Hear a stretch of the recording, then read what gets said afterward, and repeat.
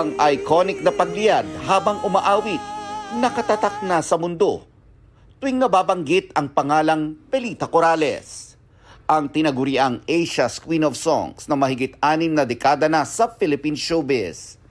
May dugong Kastila, proud Cebuana. Mula sa pag-aaral sa Spain, pumasok sa pag-awit si Pilita nang bumalik sa Pilipinas. Nakapag-record ng nasa 130 singles at albums. Nagtanghal siya kasama ang mga kilalang artista sa buong mundo at front act sa mga concerts. Kung alam mo lang in town dong, buhay pa to. Isa ring magaling na aktres si Pilita, mapapelikula man o telebisyon, sa pagpapaiyak o pagpapatawa. Napamahal sa mga manonood at kapwa-artista si Pilita o Maminta. Ang bote natin ng asukal, ang naisulat ko ay asin. Para wag lang gamin. Pumanaw sa edad na 87 si Pilita Corrales. Kinumpirma ito sa Instagram post ng apo niyang si Janine Gutierrez na inalala ang kanyang lola. Hindi pa isinasa publiko ang dahilan ng pagpanaw.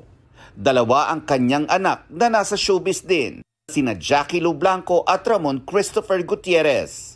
Sa Instagram stories ng actress TV host na si Isa Liton, kitang emosyonal si Jackie Lou sa curtain call ng stage play na The Foxtrot. Nireshare ito ni Jackie Lou at inalay ang performance sa kanyang pumanaw na ina. Nagbigay pugay din ang anak-anakan at singer na si Jaya sa kanyang mamita na tumulong daw sa kanya sa lowest point ng buhay niya. Hindi raw matatawaran ng pagmamahal, pagiging bukas palad at pagiging sincere nito. Alaala kita, saan ka man naroon.